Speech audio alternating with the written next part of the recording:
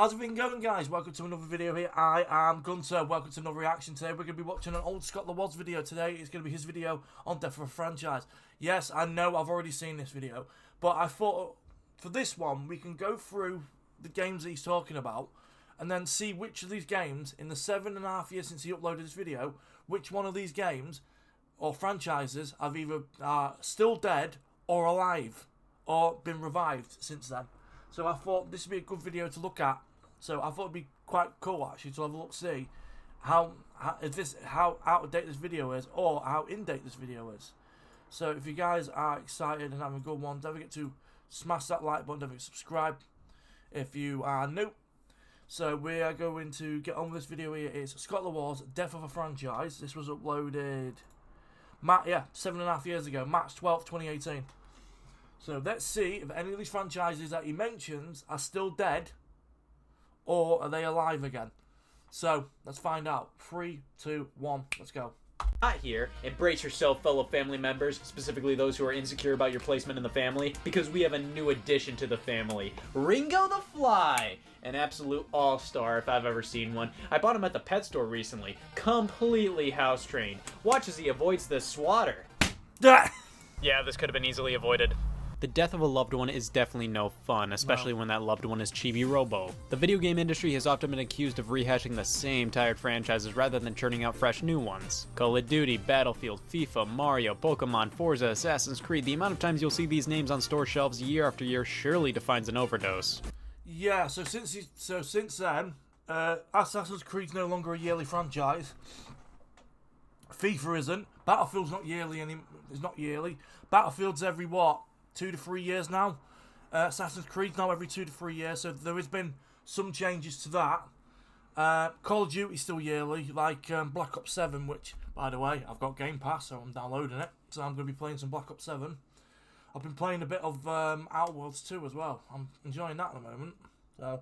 But for every franchise a company won't stop pumping out, there's like 4 more they own they have done absolutely nothing with for the past eon and a half. Dead franchises, series that have been put on hold or simply never to be heard from again for one reason or another. Some have been dormant for some time, and some have recently been resurrected after long thought of to be dead. Sega is one of the best when it comes to not giving a piss about their franchises. I'd consider almost every single one of their IPs to be dead. Golden Axe, Jet Set Radio, Space Channel 5, Vector Man, Alex Kidd, Virtua Fighter, basically anything that's not Sonic, Yakuza, or Valkyria Chronicles has not been touched by Sega in at least 5 years. Most of these series are relegated to nothing more than compilation titles and cameo appearances. A shame, truly. Nintendo isn't as guilty as Sega, but definitely. So, since then, so you're saying Sega franchise has been dead. There's currently a reboot for Jet Set Radio. Yeah. There's a reboot for Golden Axe. Remember, because a couple of years ago they announced, they're doing a bunch of reboots. The only one that's had a successful game release of all the death ones that he's just mentioned is Shinobi. Shinobi had a game released in August. So Shinobi's had a game. Technically, Streets of Rage, that had a 4th game. I think the 5th one's in development. So that's now back. That's now active again. Trying to think what else. No, I think that's about it, top of my head, when it comes to Sega franchises. Definitely isn't getting off scot-free when it comes to leaving franchises in a hot-locked car. Chibi Robo, the most underappreciated of the underappreciated. The main game people remember him for is the first game on the GameCube because, well, it was a Chibi Robo game, an adventure in a big house as a tiny robot. He's gotten multiple games since then, but they aren't what people consider main Chibi Robo games and are more so spin-offs. Either that or they're put in circumstances where it's impossible for the game to do well. Chibi Robo Park Patrol was a Walmart exclusive, and Nintendo probably blamed Chibi Robo when the game didn't sell well. You got 2 3DS titles, one being an eShop exclusive Photo Finder, which is more so a smaller game based around taking pictures, and the other being Ziplash. This game blows!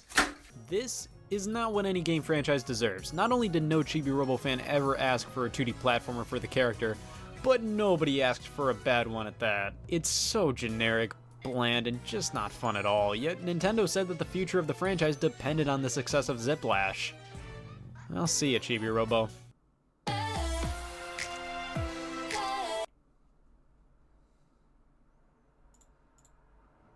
Right, Chibi Robo, I think Chibi Robo is still dead. I know they added it to the GameCube online service, didn't they, a couple of months back, which was the original game, but I think they haven't. I don't think they've touched this franchise since. The F-Zero franchise has been in the ground for the past 14 years, possibly left to rot because Mario Kart is Nintendo's main racing series. Like, I guess they'd rather focus on that one instead. Shigeru Miyamoto has stated that the main reason an F-Zero game hasn't been made in such a long time has been the lack of new ideas. They simply haven't come up with a good idea on where to take this series, and if a new controller brings forth a new idea, then a new F-Zero game will shortly follow. Now that implies F-Zero hasn't been on Nintendo's mind since the last release, but it's been reported that You know what I'm about to say when we get to it. You know what I'm going to say. Nintendo went to Burnout developer Criterion in 2011 and asked them to develop a new F-Zero for the Wii U. However, they were too busy at the time to take it on, which is a mega bummer. That would have been the coolest. 3, 2, 1. F-Zero 99. So, that was the last F-Zero game. F-Zero 99, which was a download only Battle Royale F-Zero game. So that was the last F-Zero game. When did F-Zero 99 come out? Because that was the last one, wasn't it? It would have been. You know what? My phone the last few weeks has been so sluggish. F-Zero 99. That came out in 2023. So yeah, that was the last F-Zero game. F-Zero 99 came out in 2023. 1080 Snowboarding, Wave Race, Custom Robo, Star Tropics, so many series that weren't given another look for over a decade. Nintendo truly has loads of dormant IP, it's insane. One many will surely point out is Earthbound/Mother, which is done mainly because the Yeah, none of these games have had new ones, have they? Earthbound, Mother, Wave Race, all that lot, they've not been touched by Nintendo in 7 years. They're dormant, yeah, I agree with Scott there, yeah. They're still dormant 7.5 years later. Creator Shigesato Itoi considers Mother 3 to be the end and has no plans for more entries. But who knows, maybe somebody else at Nintendo can take over and make a fourth game. Back in the late 2000s, early 2010s, the music game craze was hitting hard, with industry titans EA and Activision duking it out with their respective Rock Band and Guitar Hero franchises. Not only were they releasing new titles annually, but they both flicked the holy shit slow down switch on by releasing multiple titles yearly, and EA specifically flicked the just kill it now switch with LEGO and Green Day Rock Band. Listen, these weren't just games that were getting released constantly, these were $100+ sets that were taking up shelf space and flooding the market. It makes sense that these things completely died out. They simply were oversaturated to the point where many consumers didn't care to constantly buy them. But then, hope glimmered. Rock Band developer Harmonix and Activision decided to resurrect the rhythm games for another go the same year with Rock Band 4 and Guitar Hero Live. Yep, the tried and true resurrection tactic works every time. Every time. The music game genre was completely beaten to death, literally back in the day, and when they gave it another shot, not enough people cared, or at least not as many as before.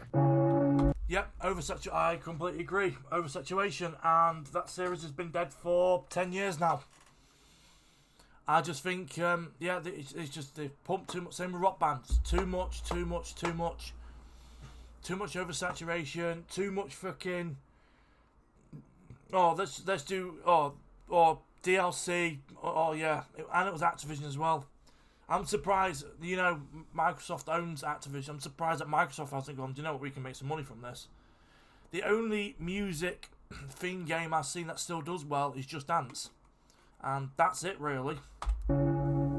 Another franchise Activision burned to the ground was Skylanders, the Toys to Life game featuring another dead franchise people can't get enough of, Spyro the Dragon. Poor Spyro was used as a sacrificial lamb for Skylanders' success. His name appeared in the first game's subtitle just to ignite interest in the franchise, and when it took off, well, Spyro was kind of pushed to the side. Kids and collectors went bonkers for this series, and it saw a new installment every single year, until 2017, where Activision decided to halt development due to declining sales. They wanted to hop out of the sinking ship before it became a sinking ship on fire, just like Guitar Hero did. Skylanders inspired other companies to throw their hat in the Toys to Life ring, and almost every single one of them saw some success, but then saw cancellation. Disney Infinity was a very similar concept, but with Disney characters and worlds, and the project was put to an end and shelved after version 3.0. And LEGO Dimensions Dimensions saw the same fate as well, with further development of the project ending. And with that, I will give my world-famous response to these games ending development. The following is owned by Scott the Woz, New York. While a cool idea at first, these things flooded the market and overwhelmed and kind of annoyed everybody. Yeah, still dead now. In late 2025, they're still dead. Lego Dimensions, dead. Bloody, yeah, all dead. The only one which has like toys and figurines and that are still around, which cause I still see them being sold, is Amiibo. And that's it. The rest of it, completely dead due to, yeah, oversaturation again. I completely agree. Level up your games, phones, and tag for less at Sex. Nicotine pouches. Now you want to talk dead, let's talk Rare. Originally a Nintendo developer, Rare created some instant classics: Banjo-Kazooie, Killer Instinct, Perfect Dark, Conker's Bad Fur Day. Then when making the leap into the console market, Microsoft purchased the company so they could nab some killer exclusives on the original Xbox. They did nothing for them. Rare literally barely released anything. This hurts. As a Rare fan, this fucking hurts. Of note after the Microsoft acquisition. Like, yeah, some titles were quality, but nowhere near as iconic as their original hits. It's definitely fair to consider the vast majority of Rare series dead. Sure, Killer Instinct made a pretty stellar comeback, but Conker and Banjo-Kazooie, it's not looking too bright for these guys at this very moment. Especially because the most they've been used for has been compilations and tech demos. That's basically it. Conker. Yeah, Banjo-Kazooie, that fucking Banjo and also Perfect Dark. Perfect Dark was supposed to be getting a reboot. That got fucking cancelled. The Perfect Dark reboot's been cancelled. So, yeah, they want... Then Conker, they've barely done nothing with, except for Project Spark. And Banjo-Kazooie, they've done absolutely nothing with, except putting him in Smash. That's all they've done with Banjo. Just all they've done with Banjo in 10 years is put him in Smash Brothers. That's all they've done with him. And that fucking hurts, man. Sometimes a game series can be considered dead while it's still going on, one main example being Metal Gear Solid. Hideo Kojima announced Metal Gear Solid 5: The Phantom Pain would be the last in the long-running franchise, and before the game's release, Konami had a major corporate shakeup with new hirees and firees. Later, the famous term on most Metal Gear games, a Hideo Kojima game, and any mentioning of Kojima's studio Kojima Productions were removed from the Phantom Pain's website and box art. However, Kojima confirmed that he was going to be with the Phantom Pain's development until the very end. Konami was not a great place to work. Far from it. With cameras monitoring employees' every movement, berating and humiliating employees who make mistakes, and restricting Kojima Productions workers from corporate utilities and internet access. The way they pushed Kojima out of the company was far from ideal, especially considering he was basically the face of the company, and they treated his name like it was the plague, stripping it off of his products and renaming Kojima Productions to Number 8 Production Department. Why would Konami do this? Possibly because they wanted to focus on their mobile game and pachinko business, with AAA game development being incredibly expensive, especially anything Kojima touched, even though his projects usually turned out to be quite successful. With The Phantom Pain released, Kojima considered the Metal Gear series to be complete, but of course Konami didn't think that themselves and later announced Metal Gear Survive, a budget, online, microtransaction-infested survival game, which isn't necessarily what people want to see from Metal Gear, a series based around stealth and espionage. Kojima officially left Konami and started a new Kojima Productions himself, where he is developing the PS4 game Death Stranding, which seems to be taking elements from a game he was working on at Konami that got cancelled, Silent Hills. Silent Hill is a fan-favorite survival horror series originating on the PlayStation 1. It continued to get installment after installment, and then, bam, Silent Hills announced, a breath of fresh air, one of the most prolific horror experiences in gaming ever released, and of course cancelled. It was all due to Kojima and Konami's little spat. Haven't heard from Silent Hill since that cancellation, disregarding any machine related to Japanese gambling. While we're on the topic... Right, I can pause that. Alright, okay. So, what you just said about Metal Gear.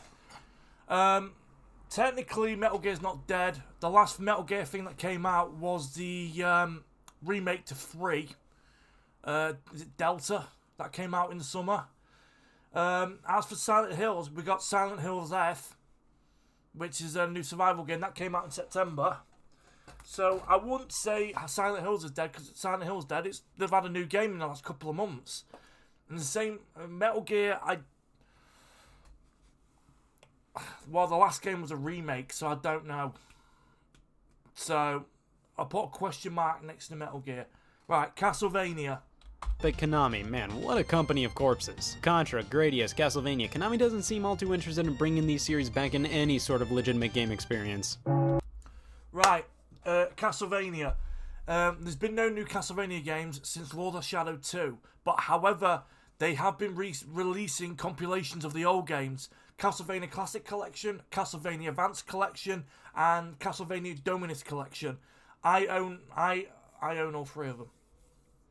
Because I love Castlevania games, especially the DS ones, especially the Metrovania ones. Fucking love them. So, yeah, Konami's just been Konami, and look what they did with one of their biggest franchises, which was Pro Evolution Soccer. They turned that to fucking eFootball, and that died as well. Alas, dead franchises don't always stay dead. Keiji Inafune, the artist and later producer of the Mega Man series, left Capcom in late 2010, a few months after the release of Mega Man 10. After his departure, it seemed as if Capcom had no idea what it wanted to do with the Mega Man franchise. The game Mega Man Universe, which was basically a Mega Man level creator, was cancelled in March of 2011, with it being basically completely finished. Mega Man Legends 3 was being developed for the 3DS, but was quickly cancelled after the announcement of a prototype. A gritty first-person reboot of the franchise, Maverick Hunter, entitled Maverick Hunter, was never announced but cancelled in 2010. Salt was added to the wounds of Mega Man fans when Mega Man was announced as a guest character in the PlayStation versions of Street Fighter Cross Tekken, and while it was meant to be taken as just a dumb joke, the use of the bad box art version of Mega Man from the first game was not handled well at all by fans in the context of Mega Man's state. The most Mega Man got from 2010 to 2017 were mobile games, re-releases of older titles, a Capcom-endorsed fan game, and a Super Smash Bros. Appearance. Mega Man was basically considered to be dead. That is until the announcement of Mega Man 11 late last year. There is a god, and wow, it's incredibly anticlimactic that it turned out to be Capcom. But man, that is almost a decade of no games, when previous years housed too many Mega Man games, sprawling all kinds of different genres and series. The Metroid series was one of Nintendo's most... Pause. Right, Mega Man. There's hardly been nothing, has it? In 7 years? Not really been anything. I've just checked Mega Man. Let me just double check Mega Man a sec. Mega Man series. Let's see what the last... Right, Mega Man series. What was the last game released? So the last Mega Man game released... Sorry, my phone's being bloody slow again.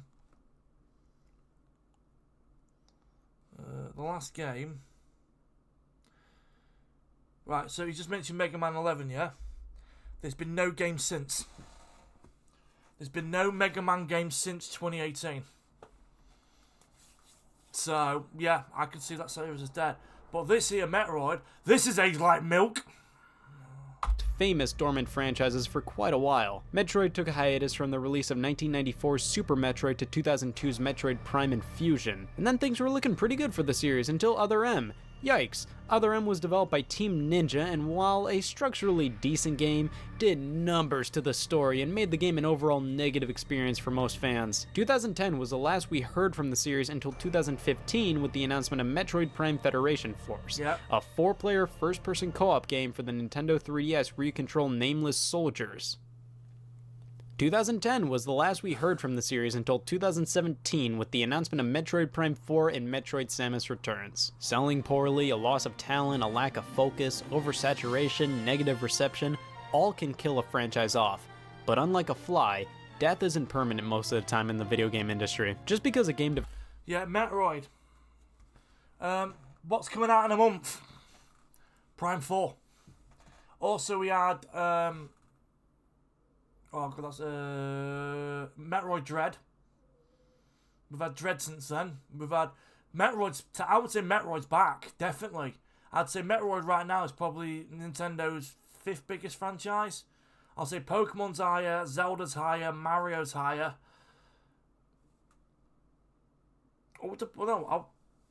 Pokemon, Zelda, Mario. I can't think what else I put up there. I'm lumping all of Mario together, by the way. Oh yeah, Smash Brothers. Probably Smash then Metroid. Developer hasn't made a new series entry in a while. doesn't mean it will never not happen again. We will see a new F-Zero, we will see a new Chibi Robo, a new Banjo-Kazooie, a new Castlevania, a new Road Rash, a new Dino Crisis, a new Chrono game. It'll happen, guys, don't sweat it. What may not work out now, may work in the future. Come on, Mega Man is back, Metroid is back, XCOM is back. Oh yes, Samus Returns, I forgot the name of the game. Fucking Bubsy. Anything's possible. Yeah, Bubsy's had 2 games. Bubsy 4D's coming out. So there's another Bubsy coming. If you're a fan of a certain series that hasn't seen any love recently, there's a pretty decent shot that someday it'll be back. You know, on second thought, I think I was being a bit too rash burying Ringo. I think I'm gonna pull a video game company and turn my dead property into cash. I'm gonna return him to the pet store. Shit, he was on clearance.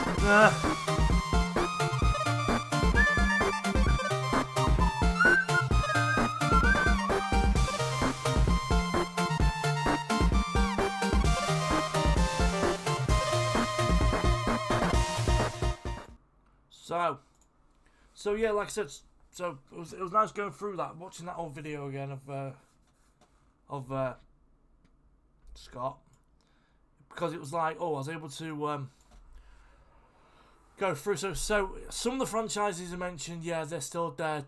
Banjo and Conker, that hurts. Because don't get me wrong, I love Banjo-Kazooie is a great fucking platformer. Banjo-Tooie is alright. Nuts and Bolts is underrated. I fucking love Nuts and Bolts. Nuts and Bolts is a fucking great game. Then Conker's Bad Fur Day. They should have done a sequel, but they never fucking did. It was one of the funniest games ever fucking made, and they did nothing with it. And then, like I said, Perfect Dark. They was going to do a reboot. It's now been cancelled. So that'll be it, guys, for this video. If you guys enjoyed this video here, if you've enjoyed this video, don't forget to smash that like button, don't forget to subscribe if you are new, and let me know, guys, any dead franchises that you're a fan of you wish would come back. Have a good one, guys. I'll see you on Saturday for the next reaction. Peace. Bye bye.